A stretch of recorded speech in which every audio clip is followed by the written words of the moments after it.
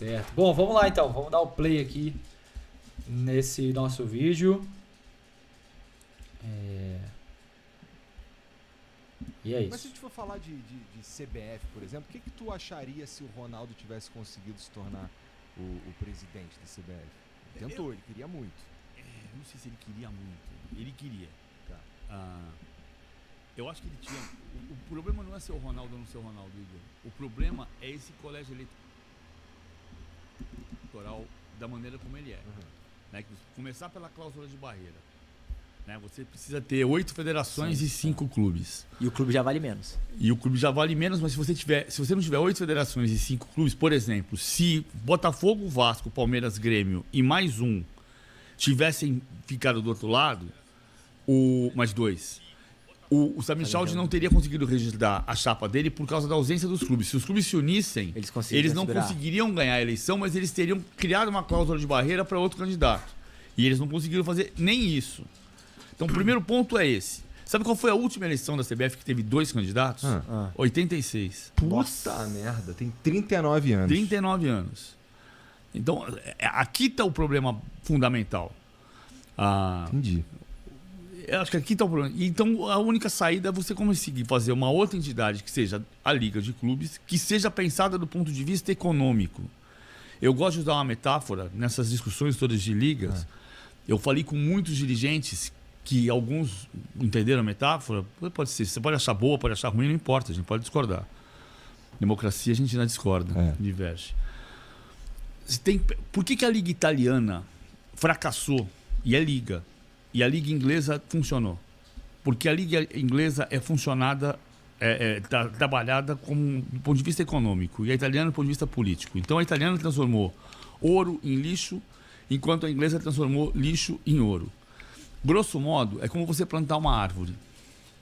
Você planta uma árvore e a árvore vai crescer.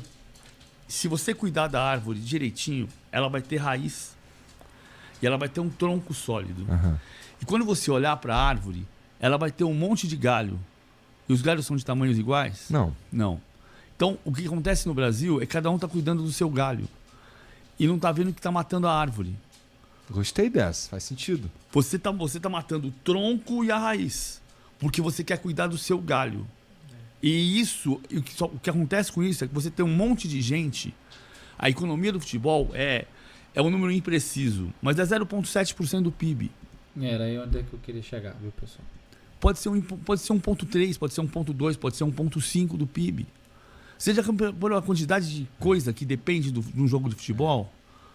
Né? Você vai para o Rio de Janeiro fazer um jogo aleatório. Eu fui fazer Vasco e Melgar outro dia. Aí tem torcedor do Vasco entrando no hotel, que veio do Espírito Santo. Torcedor do Flamengo chegando para ver o jogo do dia seguinte. Então você movimenta a companhia aérea, companhia de ônibus, você mobiliza hotel, pensão, motorista de Uber, motorista de táxi, posto de gasolina, alimentação, tem gente que só vive de indústria do turismo. Cara, de vender ambulante, a quantidade de gente que o futebol mobiliza, o esporte, mas o futebol é muito impressionante.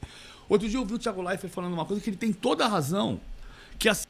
Só compartilhando aqui, que eu acho que é interessante. É claro que ele está falando aqui de um clube como o Vasco, né, que tem muita profundidade, assim, tem torcedores espalhados, né, se a gente for para pensar no país. Ele trouxe o caso do cara do Espírito Santo, né. Mas a mesma coisa acontece quando um Cruzeiro, um Atlético vai jogar fora do estado, né? Isso é assim mesmo, o torcedor viaja às vezes mais, então isso movimenta assim uma economia, é a chamada economia do futebol, né? Então acho legal ele ter trazido que a gente representa até menos de 1% do PIB, porque sim, a gente poderia ou ampliar esse número, né, para envolver outras coisas que um jogo de futebol está envolvendo, né, economicamente falando, como até representar uma fatia maior, é bem verdade, né? Por que não? Que assim, o futebol precisa se cuidar e olhar para os concorrentes dele. Eu concordo inteiramente, por causa da final da Kings League que tinha 40 mil pessoas no Allianz Parque. Ele tem toda a razão, mas presta atenção, no domingo passado tinha 64 mil pessoas no Maracanã, 50 mil pessoas no Castelão, 44 mil pessoas em Itaquera e 57 mil pessoas no Mineirão. a gente falava, a questão da Kings League, que é muito valioso esse raciocínio, o futebol tem mesmo que olhar para a concorrência, tem que pensar na difusão, se não tem dúvida disso, ele tem toda a razão. Mas eu via muito isso quando o vôlei botou 100 mil pessoas no Maracanã, as pessoas falavam, o vôlei vai ser mais popular que o futebol. Cara, olha só, o Brasil não fez nada para melhorar. Nós estamos na 11ª rodada do campeonato, a média de público é de 25 mil pessoas por jogo. O recorde histórico até 2023 era 22.900. Em toda a história do futebol brasileiro, o Campeonato Brasileiro de 83 tinha 22.900 por jogo. Hoje tem 25 mil. As pessoas dizem que o estádio está elitizado, que o ingresso está muito caro, o brasileiro está com menos dinheiro e tem mais gente no estádio. É o que eu falei em algumas lives, né? Uma das dores principais que muita gente aponta sobre porque não dá para pagar tanto no ingresso e tudo mais. Cara, o PVC tá aí trazendo que os números vão contra isso. Tá caro, tá muito mais caro torcer hoje em dia. Camisa é mais caro, ingresso é mais caro, o deslocamento é mais caro. Pensando aí num cara que tá indo assistir jogo fora, viajar é mais caro. O acesso ao dinheiro tá cada vez mais difícil, vamos falar assim, né? Então, tá caro no percentual e também o Brasil é um país ainda em desenvolvimento, com uma massa pobre muito grande. Então, isso ainda agrava, né? O valor de um ingresso hoje, talvez proporcionalmente num salário mínimo, ele seja hoje muito maior. E mesmo assim, a gente consegue ter uma média mais positiva. O que está acontecendo? Será que é o momento do futebol brasileiro? Vou trazer um adendo aí, né? O PVC comentou que acho que o campeonato de 89, né? Se não me engano, foi o campeonato que mais teve 22.900, né? Como é que estava a seleção brasileira nessa época? Tava numa seca de mais ou menos 20 anos sem ganhar a Copa. Foi ganhar em 94, né? Hoje o Cruzeiro... tô olhando aqui no chat, vai pagar R$230 para assistir o Cruzeiro em Salvador. Muito caro, fora a viagem, né? Imagino que o de Paula já tá indo para Salvador e vai fazer a gracinha de assistir o jogo. Mas imagina você que fala assim, eu vou assistir um jogo do Cruzeiro fora. E eu vou porque eu não tenho nada para fazer, mas eu vou para dar esse passeio. Poxa, é muito caro, né? O valor do ingresso fica até barato quando você junta tudo, né? Então, o que eu ia trazer cara, será que é o momento que o futebol brasileiro está vivendo? Será que o fato da gente ter 72 nacionalidades dentro do Campeonato Brasileiro, você tem holandês, você tem dinamarquês, você tem congolês, portugueses, muitos brasileiros, argentinos e tudo mais, será que isso aumentou a visibilidade do nosso campeonato? Porque se a gente for parar a pensar, a CBF não fez nada com isso, é o que o PVC está falando, a gente não mudou, né? Os jogadores brasileiros, os grandes talentos estão aqui? Não, os grandes talentos continuam na Europa. Vini Júnior, Rodrigo, Rafinha, né? Todos aí que estão cotados a supostamente bola de ouro, né? Vamos falar assim, os caras ainda não estão aqui. A gente está repatriando uma galera que movimenta estádio. O Ronaldinho teve aí há 10 anos atrás, né? O Hulk tá aí já tem 7 anos. Ainda é esse craque que, né? No próprio Cruzeiro, né? A gente está falando de ter um medalhão aqui internacional? Não, a gente está falando muito dos talentos que explodiram por aqui. O Gabigol, o Dudu mais recentemente, manteve o Matheus Pereira, né? Então, assim, por jogador, não sei se a gente mudou tanto. Cara, eu não vivi em 1989, não sei qual que era a toada daquele Campeonato Brasileiro, mas talvez seria interessante a gente analisar, sabe? O que aconteceu em 89 que o recorde foi 22.900, né? De média de público. Né? O campeonato de 89 era aquele campeonato que tinha quantos times? Isso é uma pergunta interessante para a gente avaliar. Hoje temos 20. E ainda temos times muito pequenos, com todo respeito, mas um Mirassol, um Bragantino, times que têm pouca representatividade em termos de impulsionando a média dos estádios. E com certeza isso é verdade. O Mirassol está surpreendendo todo mundo. O Bragantino também está no G4. O Mirassol, se não me engano, é o 7º colocado. Né? Para uma cidade de interior, as duas cidades do interior paulista, com certeza, né, enchendo o estádio toda rodada e tudo mais. Mas e os grandes? Ele comentou, por exemplo, Castelão, Mineirão, Maracanã e, se não me engano, Morumbi, né, com médias altas. Isso também significa que os times grandes estão fazendo alguma coisa de diferente aí para estar atraindo o público. Ou é meramente o momento? Né? A galera não está gostando mais de futebol como está gostando de Fórmula 1, porque não teve ainda uma série da Netflix aí, né? Sei lá, jogar pra sobreviver, igual foi o Drive to Survive ali da Netflix, que hypou a Fórmula 1 e fez com que muita gente agora comece a assistir Fórmula 1, assine o Fórmula 1 Play da vida, faça questão de ir pagar um ingresso super caro num fim de semana para ver a corrida em Interlagos. Fórmula 1 há muito tempo era considerado coisa de milionário, de magnata, né? Até mesmo os corredores, né? A gente não vê um corredor pobre, né? É um esporte elitizado. Mas e para assistir? Hoje a Fórmula 1 no Brasil já aumentou consideravelmente a sua presença, vamos falar assim, sendo que duas coisas que aconteciam no passado não estão acontecendo mais. Não é transmitido mais pela Globo. 2, não tem um brasileiro bom. Agora a gente tem o Bortoleto, né? Mas há muito tempo a gente vive a sombra de Ayrton Senna e, sei lá, Felipe Massa e Rubens Barrichello, né? E aí, o que está acontecendo? Né? A imprevisibilidade, por exemplo, da Fórmula 1. O Hamilton ganhou 7 campeonatos. O Verstappen já deve estar com o seu 5º, sei lá. Né? Tem graça? O futebol ele não está assim. Ano passado a gente teve Botafogo campeão do brasileiro. No outro ano foi o Palmeiras. O Cruzeiro ganhou seu último aí 10 anos. Né? O Atlético voltou a ganhar. O Fluminense ganhou mais um, beliscou mais um. O Flamengo também. Então, assim, é muito mais imprevisível. A Libertadores, os últimos 4 campeões de Libertadores foram brasileiros e foram diferentes entre si. Fluminense, Flamengo, Palmeiras e Botafogo. Né? Então a imprevisibilidade continua. Não é... Começa o campeonato, a gente tem os favoritos, mas não necessariamente vão ser esses que vão ganhar. Palmeiras, Flamengo, Botafogo. O Botafogo não está figurando ali na frente mais. Né? Então... É legal se a gente conseguir observar para essa temporada específica que o PVC falou de 89, para a gente ver o que está acontecendo agora. Né?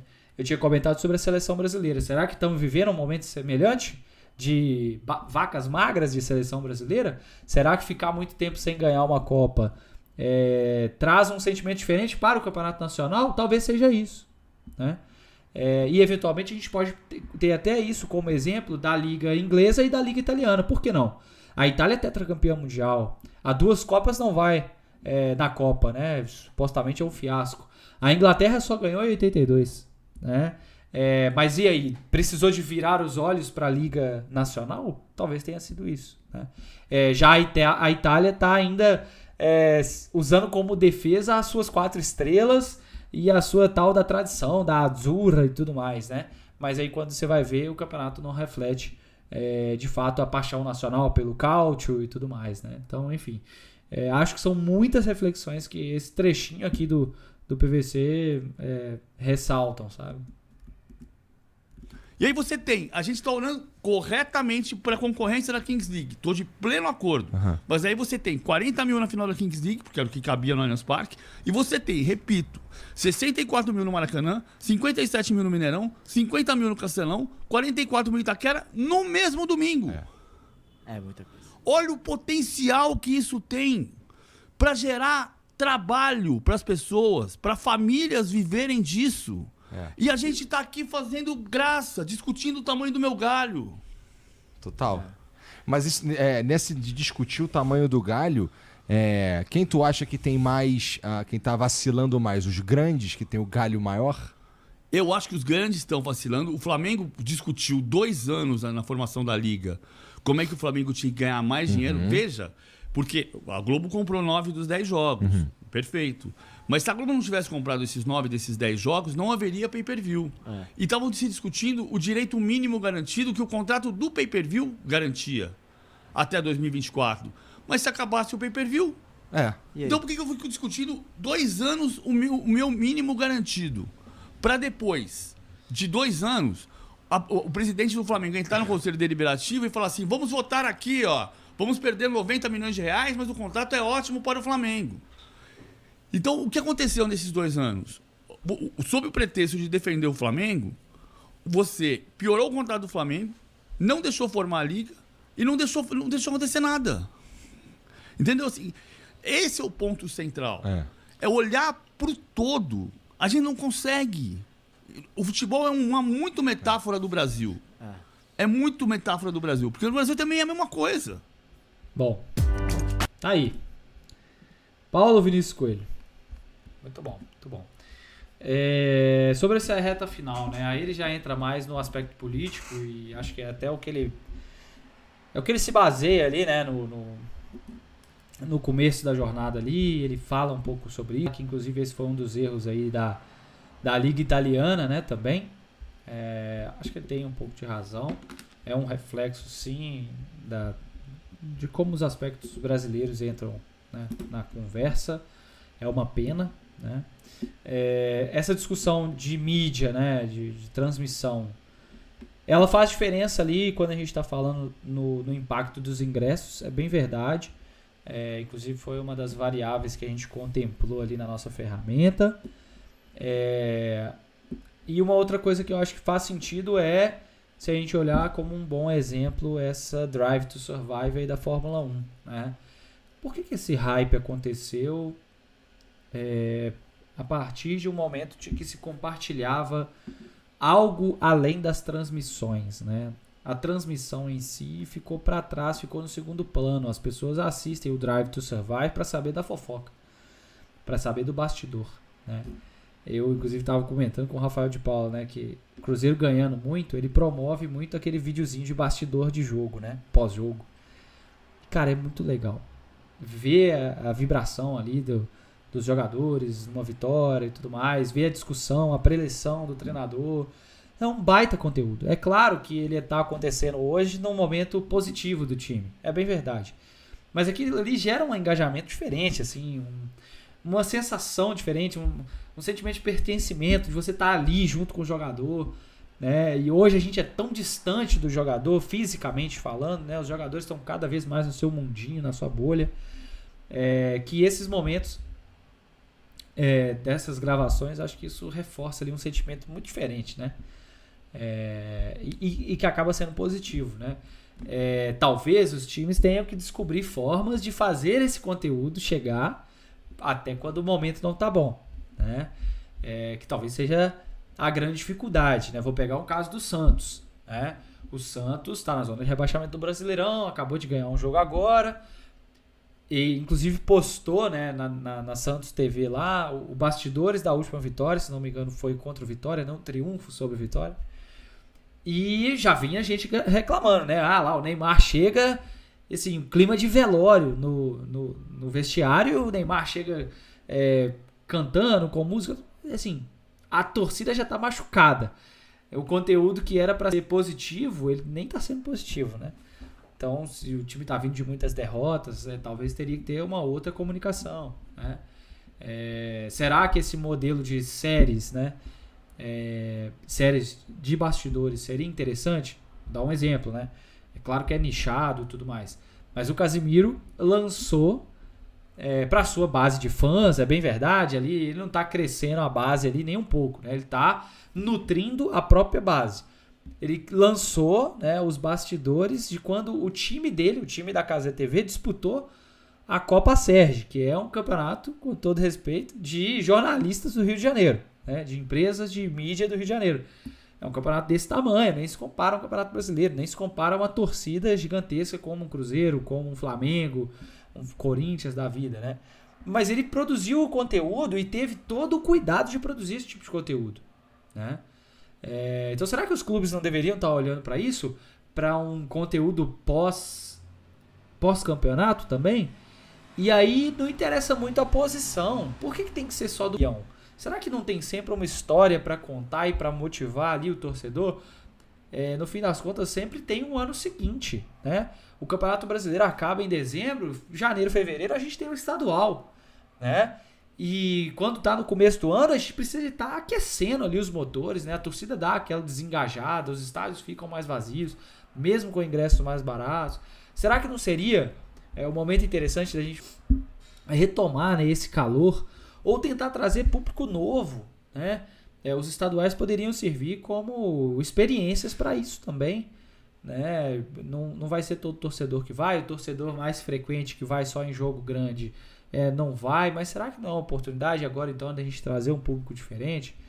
Vou fazer uma pré-temporada, trazer um conteúdo condensado, maior, que engaje mais pessoas, que traga um público diferente, e que sirva para aquecer os motores para possivelmente um estádio mais cheio, né? Trazer o torcedor mais para perto para aumentar esses números, como o próprio PVC falou. Estamos batendo recorde esse ano, que bom, cara.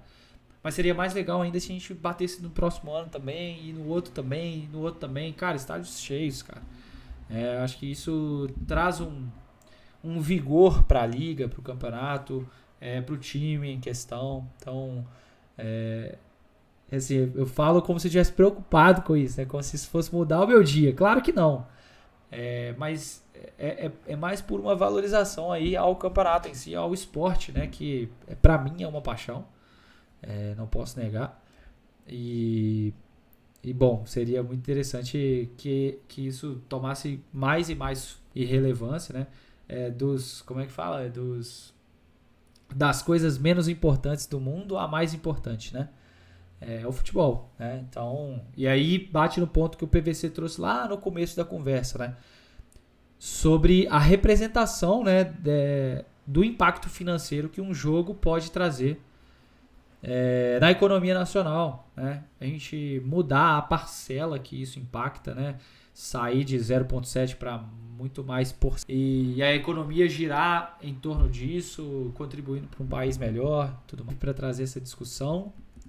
E é isso.